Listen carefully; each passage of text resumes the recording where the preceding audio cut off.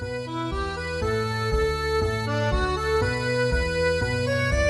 there, it's Kevin with Roguedeckbuilder.com here with part 2 with the top 10 list of rotating cards. This one is going to be cards I will not miss post-rotation. And yeah, I hope I don't offend too many people here. This is just my own list. Don't get offended. This is cards I don't like to play against, or I think have warped the format a bit, or are just a little too oppressive, and I'm glad to see go because it allows fresh ideas to come up. And yeah, basically that. So please, please, please, no hate on this. This is just my own opinion. I'm not trying to speak poorly about your mother. Alright, let's just get started off in the list. The first one here is Delbert Secrets. I know this card isn't that big of a deal anymore. We hardly ever see it in Standard. This is just some leftover animosity for this card and the whole archetype that existed before Return to Ravnica came out. And maybe it wasn't Delbert Secrets' problem. Maybe it was more like Ponder and Gitaxian Probe. And a lot of us were saying that all along, that just Gitaxian Probe and Ponder allowed you to play such a low land count, which mean that you could actually still play a high creature count but a low land count and still have a great chance of this Delbert Secrets flipping.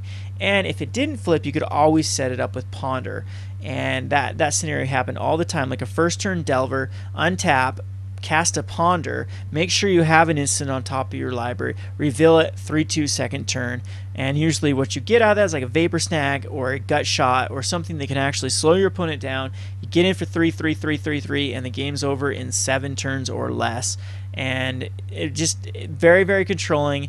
You didn't really get to interact much with Delver Secrets. I understand that the Delver matchup, in a lot of pros say it's been the most exciting time in Magic, as it really showcase skill, and I understand that, and I got to see a lot of that at the at the Salt Lake Grand Prix, my very first major tournament I ever went to, as well as the Star City Open, when I played against Delver 6 times in a row with my green-white deck. And I got to see that, yes, there was a lot of decision making to be made.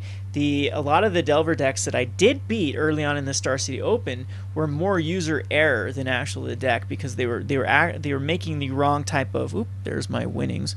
They were making the wrong type of deck here. They were gut shotting when they shouldn't be gut shotting. They were vapor snagging when they shouldn't be, or you know, you get the drift. When they didn't quite know how to play the deck properly. And yes, since it was having all the top finishes, it seemed like every spike was picking this deck up and playing it, and I was able to have quite the success actually, quote unquote, farming these Delver of Secret decks with my green-white aggro deck.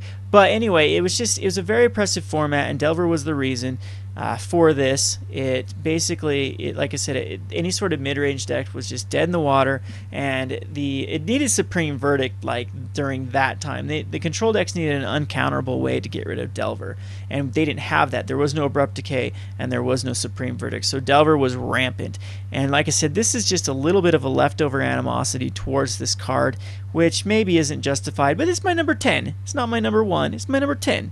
So just, I've given a little bit of backstory here. Don't hate on me too much if you love this card and you're sad to see this go. I understand. Let's go on to Olivia Voldaren for number 8. I've used her in a lot of decks. I've played Jund for quite a while at the start of the Return to Ravnica, before I really got into rogue deck building. I used to be a tournament player. At tournaments, I'd always run a more refined competitive deck, and yes, I'd put my own twist on it. But now, now though, I have come to the point where I think that I am a good enough deck builder that I can actually run rogue decks and do as successful as I would if I were running a more net deck, more refined competitive standard deck. So, and I think actually I like the advantage it gives me by showing up with a rogue deck and playing a rogue deck and no one's prepared for it. So anyway, back to the story about Olivia Voldaren. Olivia Voldaren is just, oh man, it is really the glue that holds Jund together. Olivia right now, I would say, is the best card in their deck. It just completely hoses any sort of mid-range deck and is great against aggro. If you can just stabilize, get Olivia out, it can shut down the game by itself, and it's a fast turn clock. I think the way they worded Olivia Voldaren, where it can deal 1 damage to any other creature, so their own Thragtusk they can shoot, each turn to put a +1/+1 counter on Olivia. 2 mana to get a permanent +1/+1 counter. That's pretty powerful in and of itself. A 3/3 fire, 4 mana. They can gain control of every creature on the battlefield. They can keep pumping themselves up. They can kill most creatures on the battlefield. Is an incredibly, incredibly powerful card. And yeah, just like I said, with this card rotating, it opens up a lot of different archetypes and deck strategies. So Olivia, nothing personal. That's why you're number 9. I'm looking at it in a standpoint of viable decks and whatnot, and this card's a little bit oppressive to the format. I don't hate it. I think it's a very good design card. It's not like overpowered. In fact, that's what I like Standard so much right now, is there really isn't like a completely overpowered card like Stoneforge Mystic or Valakut or Bloodbraid Elf, or a lot of these cards that Blitterblossom that we've had for so long that have just completely warped the format. And when we're saying Olivia Voldaren is one of the most powerful cards in the format, we know that Standard is on the right track. So I don't hate you, Olivia. am a little bit glad to see you go, because it does open up more decks. Now we'll go on to it, and maybe this card should be up further, which is Farseek. Farseek, I think everyone knows my, well, I wouldn't say hatred for 3 and 4 color decks. I like to stick to 2 colors. I think 3 colors begins to be too warped, you're blending too many strategies together, unless you have a specific strategy in mind and are using cards from each one of those colors that go perfectly in line with that strategy. But the problem with Farseek is it's allowed decks like Jund and Bant at the start of the season and a few other decks to not really have a plan, just throw together the best cards possible in the format and say, this is my deck. So 4 Thragtusk, 4 Olivias. If you're Jund, you're like, oh, Farseek, I'll do Thragtusk, I'll do Olivias, and so I can have a double green. I can have a green, a black red, a double black, a double red card, and still work because of Farseek. And so Farseek is just boring. In my opinion, it's too much of a fixer that allows uncreative people just to throw together the best cards and call it a deck. So I'm glad to see Farseek gone. There was no ramp in M14 that was decent. Lay of the Land is not decent, and I'm hoping that there isn't much ramp as far as in sorcery or instant in Theros, as it will kind of keep you towards either a theme that, you have to be very, very good on your fixing of which lands you put in, or you'll have to go down to 1 or 2 colors. So I'm glad to see Farseek go. You guys might not understand my reasoning here. I hope I've been articulate enough to is that a word? Articulate enough? I hope I've been able to articulate what my reasoning here of why I think Farseek is bad for the format, and I am glad to see it go. Another card that maybe should be higher up on the list is Think Twice. Man, oh man, I can't stand this card. It's just one of those annoying cards where it allows them to keep up 2 or 3 mana to get a little bit, and it's a little bit of card advantage. It's not like the most overpowered card ever. A Divination basically does the same thing. Divination is a sorcery speed though, so it uses mana on their turn. I've talked about this before. I don't like playing against control. It's not a archetype I particularly like. I've used Think Twice plenty, but in Think Twice in my decks it wasn't used in the control aspect, it was just in the card advantage aspect. But Think Twice against UW control and UB control is just, it's just so boring to see a Think Twice. Just this steady card advantage. Tragic Slip, Doomblade, counterspell this, counterspell that, do blah blah blah blah. Let's not play Magic here. Let's just counter everything, control the board, and eventually I'll kill you with my 1 kill condition in my entire deck. And a lot of times it is almost like playing solitaire. And control players, I know you guys will say, no, there's so much strategy involved. No, there's so much decision making. I don't know. I've played control and I've played rogue decks. I've played these combination or synergistic decks, and even aggro decks, and there's so much decision making to be done in those decks as well, that I don't think you could say that decks, especially like UB control, come on. Yes, it takes a good player, to play that deck, but I don't think it takes very complex decision makings to be like, okay, I'm going to Tragic Slip that. Okay, I'm going to Doomblade that. Okay, that's not a threat, so I won't counterspell that. Okay, that's too late for that to be a threat, so I'll let that stay on board. And eventually define my 1-of kill condition and just control the board till then. I mean, the deck is very autopilot, and I'll come out and say that right now. These UW and UB is very, very autopilot. I really don't think there's the greatest decision makings to be played in those type of decks. Like I said, I think Jund has a lot more decision making to or even the Rock. I think the Rock has a lot more decision makings than UB and UI control at the moment.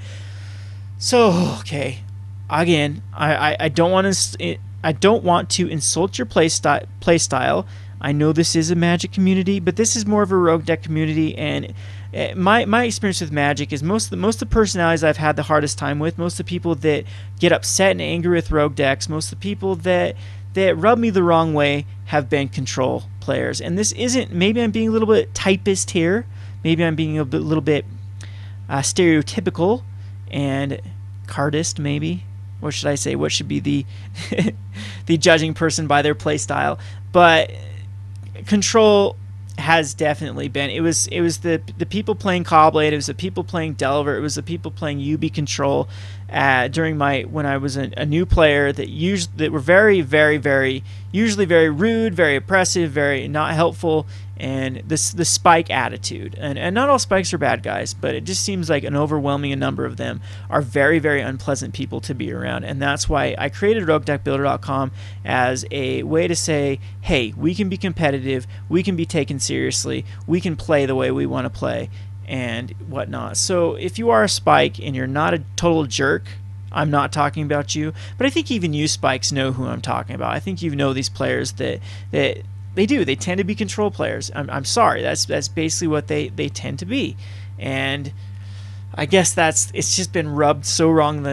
And then again, not being able to play Magic, where you just watch your opponent on your turn, you can't play anything because they're never going to play anything on their turn. They're just going to counterspell everything until they get out their 1-of win condition. A lot of times what happens against control decks is they just completely miss.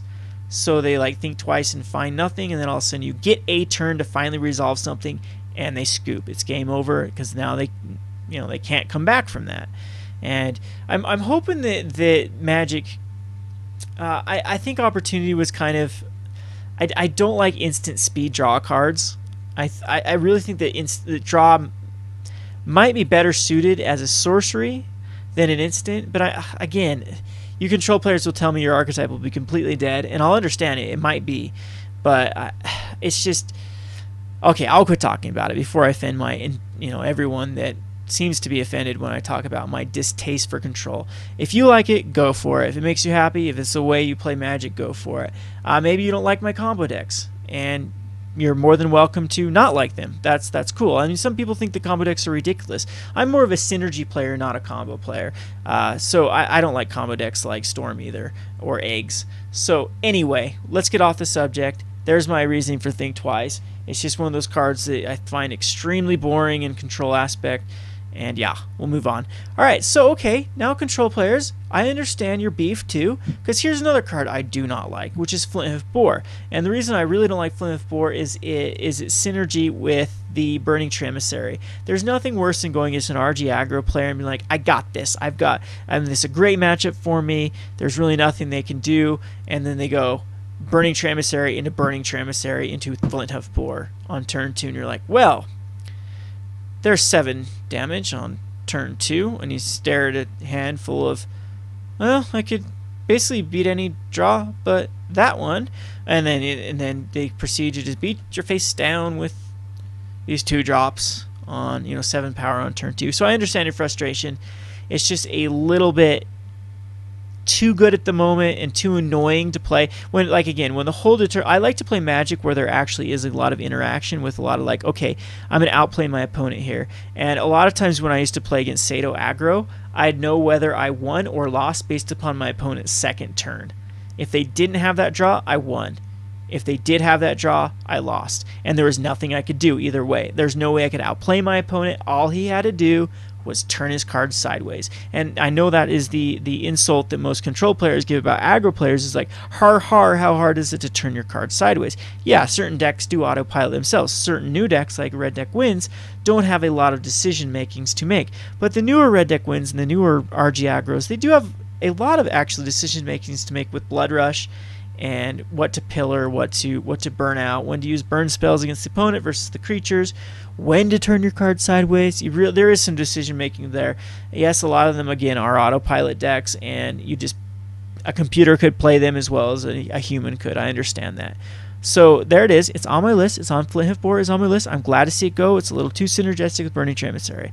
All right, let's move on to the next one, which is another card, and this card is more of a beef because of a card that I'm going to talk about later. It's just too good with it. But Augur of Bolas, it's card advantage for a 1/3 for 2 mana, so it really slows down aggro. It's just one of those cards that really is the enabler for these slow stall decks, and for that reason, I don't like. I mean, there's no worse feeling than getting beat down by 2 Augur of Bolases for 10 turns, and that just recently happened to me with my Bug Immortal Servitude deck against the UB Control, because I missed a land drop which allowed him a turn ahead of me, and then he was able to go Augur of Bolas, finding a Syncopate. Decided to bait the Syncopate out, and I did bait it. I baited the Syncopate out of a card I didn't need, and then next turn he Augur of Bolases into a Dissipate. And again, okay, now I have to fight through that Dissipate, and I do. And what do you know? He's got another Dissipate and another Negate and another. And here I am getting just beat down by 1 until eventually I succumb to. And that's the game. Basically, me. Can I cast this? No, you can't. Okay. Can I cast this? No, you can't. Okay. Can you cast this? No, I can't. Okay. Can I cast this? And then proceeding to get beat down by a 1/3 the entire game. So, anywho, that's. Not the biggest fan of Augur of Bolas. Again, I've played this in plenty of decks. It's in my Burn at the Stake deck. It's been in a few of my... I tried it in my Bug Immortal Servitude deck. It just didn't seem to be very good, as it missed a lot of the times. I mean, I might try it again now that my Bug Immortal Servitude has a lot more cards in it, more instances and sorceries than it used to have. But it's still, I mean, it's still 20 creatures, 20 lands, and about 20 spells. Or more like 22 creatures, 21 lands, and 15 spells. So Augur of Bolas is going to miss most of the time. So, I mean, it's not that bad of a card. It's not a horrible design. It's a great design, actually. I like the concept. But with a few cards in the format right now, that's the reasoning why I'm choosing Augur of Bolas for a card that I'm glad to see go. Alrighty, and maybe this card should be a lot higher than it is. I have it at 4, which is Thragtusk. Oh, this card. This card. There's nothing worse than having a mid-range deck or an aggro deck, and then a Thragtusk comes out. A 5/3. This is going to have to at least trade with it. That gets a 3/3 that you're going to probably have to trade with. And 5 life, which you're going to have to spend some more burn cards to negate that. And it's just too much in one card for the format. 5 mana. It should have been. I would have had no problem with this if it was 3 and 2 green. It would have made it less splashable, a little harder to cast, and not nearly as oppressive it is. But with just a 4 and a green, it was way too splashable. And especially the start of the Return of Ravnica, it was everywhere. It was basically whoever drew the most. Well, the problem with it is it made it for long games, like 40-50 minute games. And like my experience at one of the states tournaments is I didn't lose a round. I didn't lose. Not one match. Well, I finally scooped to someone because he statistically could still get in and I couldn't. And that was my first loss before I actually dropped. But I was going into, I believe, like round 5 with 3 draws. 2 wins, 3 draws. Because of Thragtusk decks. And it was just... It was like I played Junk, and a lot of my matches were against Jund. I was drawing versus Jund. So he killed me in game 1. I lost to a Jund deck because he was able to do a 17-point bonfire into an 18-point bonfire consecutively. So late games where he had that many lands on the board, which he miracled into his bonfire for 17 points. So he had 18 lands on board, then 19 of his lands on board. And thankfully for him, his 2 of his kill conditions, bonfires, were still on the bottom of his deck. That's how long the game went on versus Thragtusk Wars. And it was just incredibly boring. There's nothing worse than the Thragtusk mirror. Nothing. So glad to see this dude go. Very oppressive. A lot of decks will open up now that Thragtusk is out. Now we'll go on to not necessarily the card itself, but the mechanic. I hate miracles. They are way too swingy. A lot of times it determines whether they're a good card or not, whether you miracle them. Entreat the Angels was incredibly oppressive at the start of I hated losing games. Again, at the start of the Return to Ravnica and Innistrad blocks, there was a deck called UWR Miracles, and it ran both Bonfire and Entreat the Angels and Terminus. And a lot of times the whole difference between whether you lost or you won the matchup was whether they miracled a card or not. And it was just, why base a game on that whole variance luck aspect? I know Magic is a game of variance and a game of luck, but why base it so much on that? Where Bonfire is an okay card, it's a great card even without the miracle cost.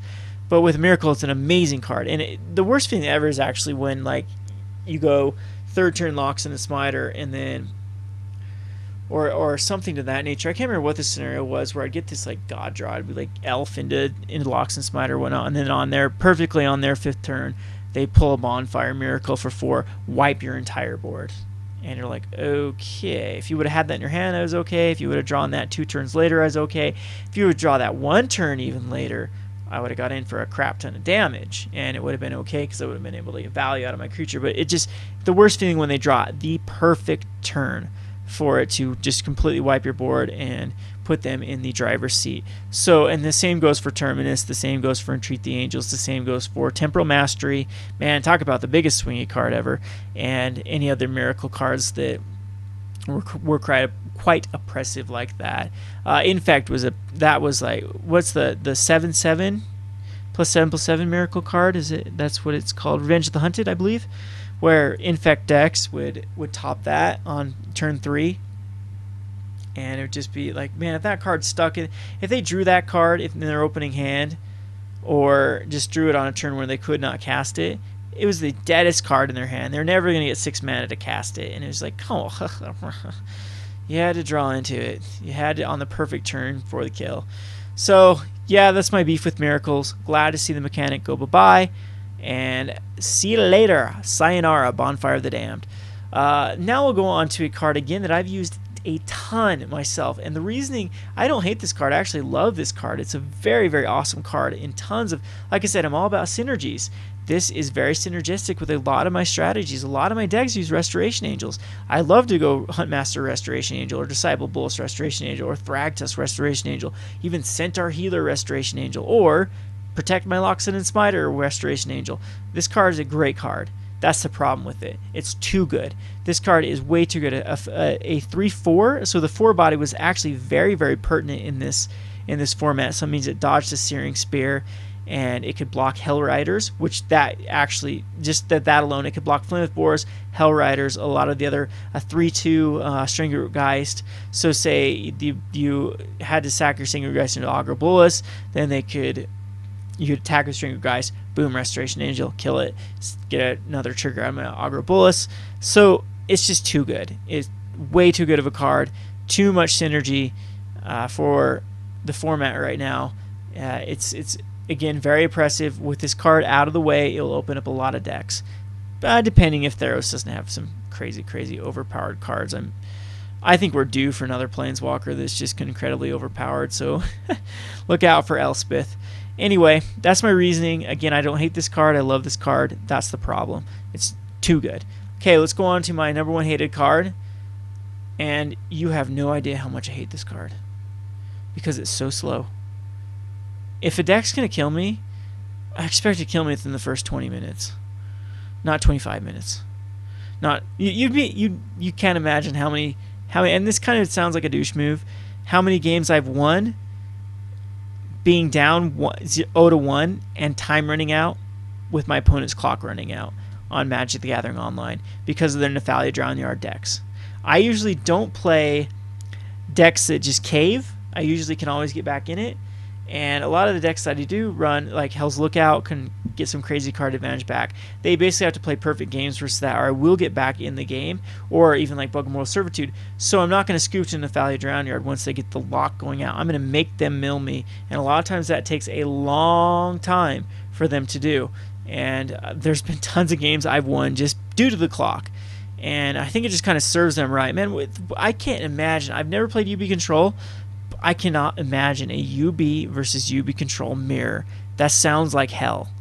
I mean, whoever gets to the most Nephalia Drownyards win? Whoever gets Jace out first? Do you guys side in a card like Aetherling? I mean, what does a person do at this point with whoever? Because you're both just gonna sit back and not do anything until the end of each other's turns. I mean, I guess it is a cat and mouse game. Someone's got to break somehow, and I understand that whole aspect of it.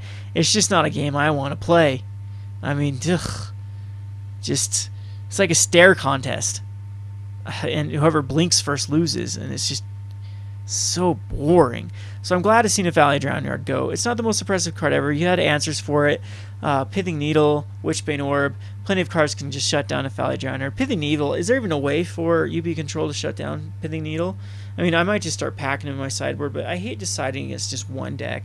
And Pithing Needle does have a range of decks that it can work against, but I really don't think that in the format right now there's enough cards. I mean, against Jund, I guess there's Olivia. Against the Rock, there's Liliana.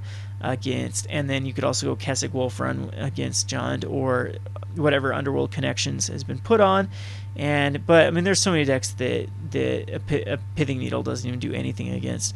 Anyway, a little bit long. This is a lot longer video than my first one. I guess I have more to say when I'm bitching about cards than I do when I'm liking cards. But I will have a part 3. Again, this is open to anyone. I hope you all do get involved in this and put your own top 10 lists of cards you are so thankful are going to be out of standard. Again, video responses, or if you want to send me a video, I'll post it on the channel. Or if you just like to put your list in the comments below, I encourage it. This is Kevin from Roguedeckbuilder.com. Thanks for watching.